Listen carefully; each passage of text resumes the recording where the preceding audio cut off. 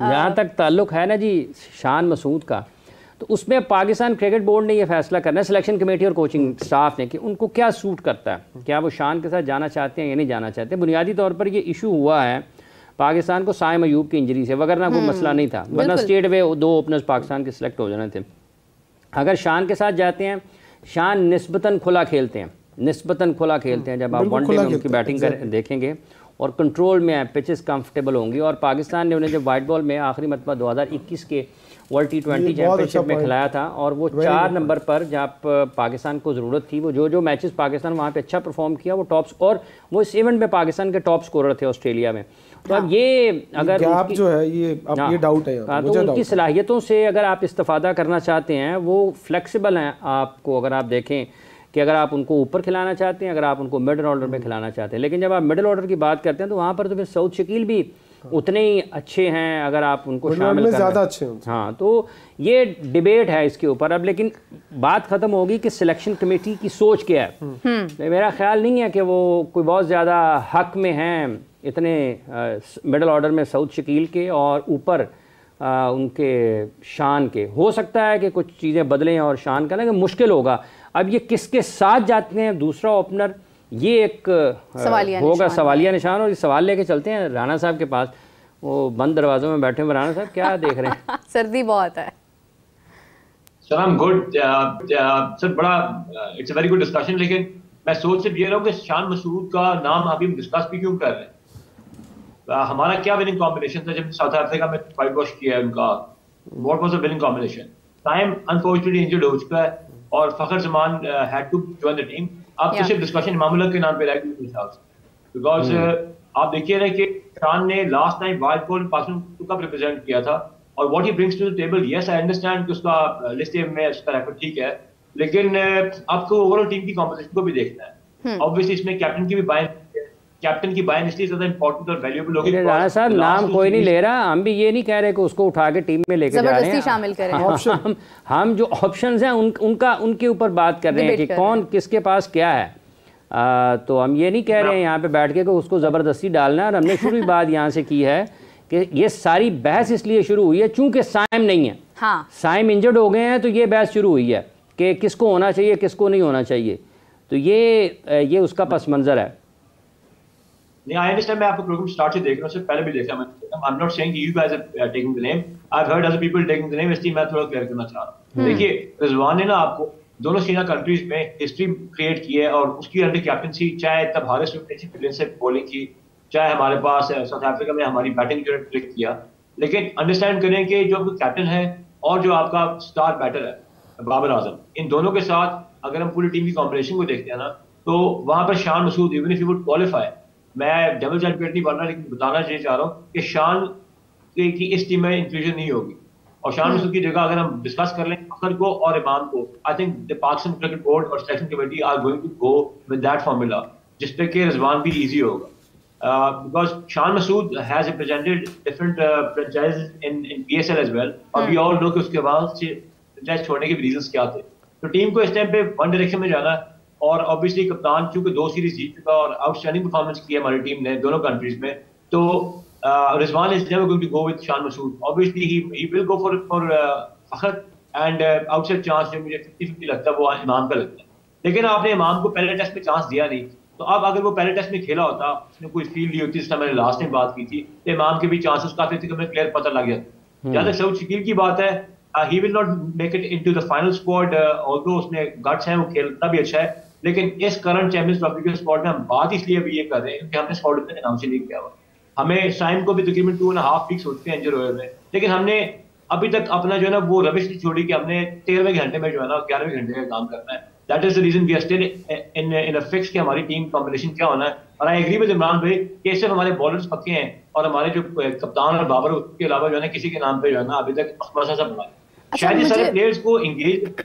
मुझे निशान साहब एक कतई कलामी की माजरत चाहती हूँ, लेकिन एक बड़ी कन्फ्यूजन है हाफिज साहब, मैं अगर इसके ऊपर बात करूँ कि इमामुल हक अगर हम हमारे माइंड में है कि हमने उन्हें आगे लेकर आना है, और ये साइम की इंजरी से पहले भी था कहीं ना कहीं ये बात डिस्कस थी कि हमने इमाम को शामिल करना है। तो इमाम को अगर शामिल करना ही था तो हमारे पास इतनी सारी सीरीज थी बैक एंड, हमने right before the last series champions trophy क्यों उसको लेकर आना है? व्हाट इफ अगर वो परफॉर्म नहीं कर पाता तो क्या फिर हम एन मौके पर ये सोचेंगे कि इमाम तो फॉर्म में ही नहीं है? देखिए दोनों के साथ ये मामला है, शान मसूद के साथ भी ये मामला है और इमाम के साथ ये मामला है कि दोनों ही काफ़ी सीरीज से वाइट बॉल नहीं खेल रहे हैं। तो अगर मतलब फिर मैं ये सोचता हूँ कि यार हम क्यों पीछे चले जाते हैं, बैकअप नहीं रखते हैं तो क्यों, और किसी में इतना हौसला भी नहीं है कि वो यंग टैलेंट में से किसी को उठाए और उठा के कहे यार नया तजुर्बा कर लो, ये भी नहीं हम कर सकते। हाँ। सो फिर हमारे कोई पास भी नहीं कर सकता, इनफैक्ट कोई भी नहीं करेगा। हालांकि अगर मैं हूं तो मैं कर लूं, लोग दुनिया करती है ये तजुर्बे, नए लोगों को लेके आती है और उनके तजुर्बे कामयाब भी होते हैं, लेकिन इसके लिए बड़ा दिल चाहिए। क्या ये रिस्पॉन्सिबिलिटी चीफ सेलेक्टर लेगा? क्या ये रिस्पॉन्सिबिलिटी रिजवान लेगा? रिजवान क्यों शान मसूद के साथ नहीं जाएगा?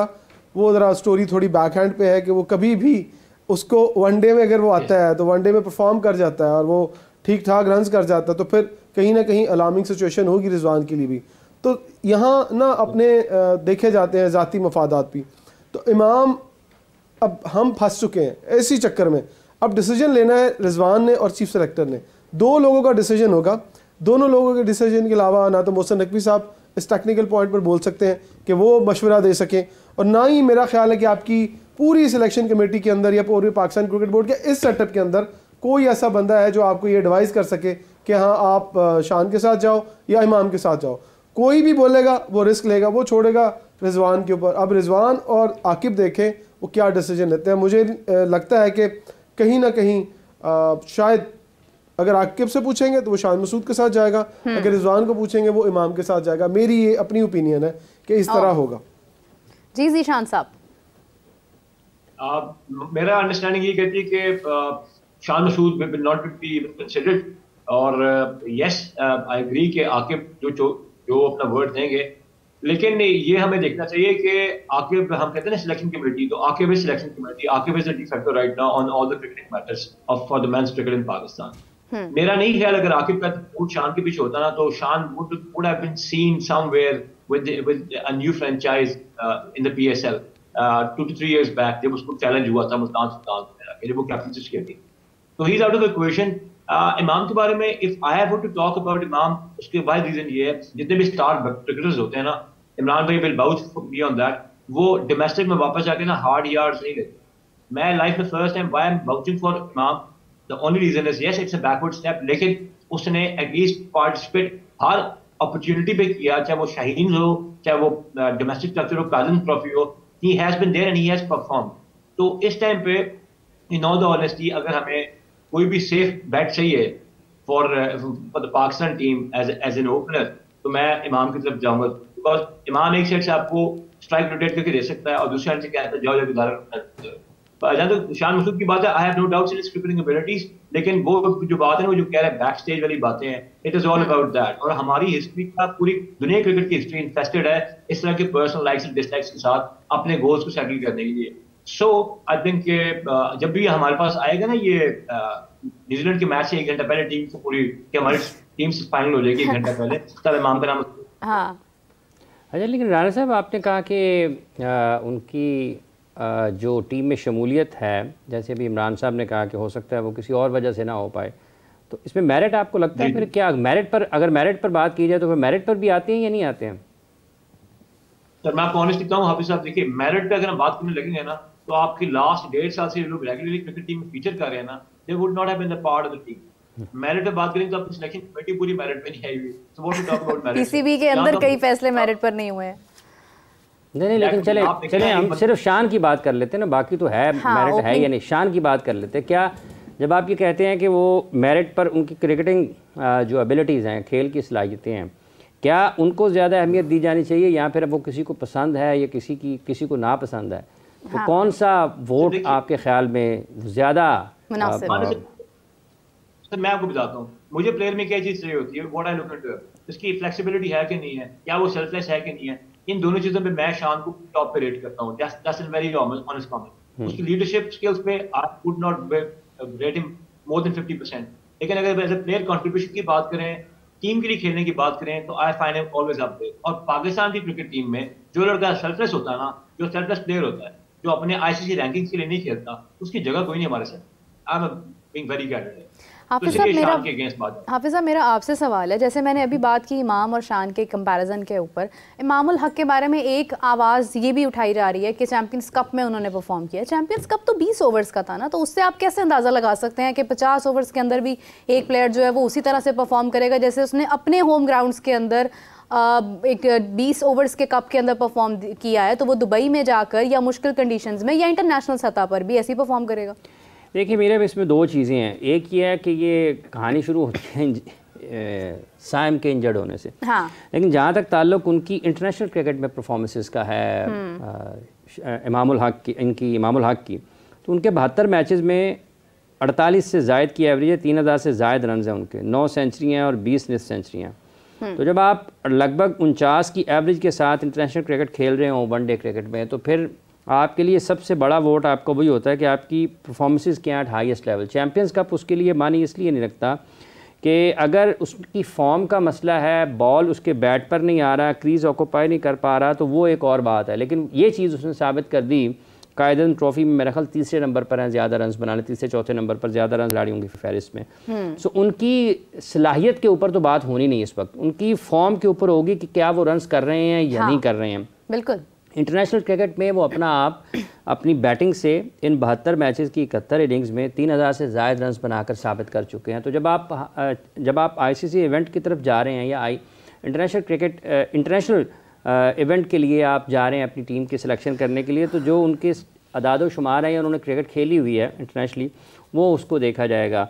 अब ये बुनियादी तौर पर चीज़ रुकती है आके टीम मैनेजमेंट की सोच के ऊपर कि वो किस हिकमत अमली के साथ आगे बढ़ना चाहती है। उनके पास ऑप्शंस हैं, मतलब वो शान को भी ले सकते हैं, ऐसी बात नहीं है कि शान को अगर लेते हैं तो कोई बहुत ही गैर मामूली फ़ैसला होगा। उसकी लिस्ट ए में इससे भी ज़्यादा परफॉर्मेंसेज हैं, ठीक है, लेकिन जो इंटरनेशनल क्रिकेट पर परफॉर्मेंस दी हुई है वो इमाम उस मामले में उनकी बर्तरी है दूसरे खिलाड़ियों के हवाले से।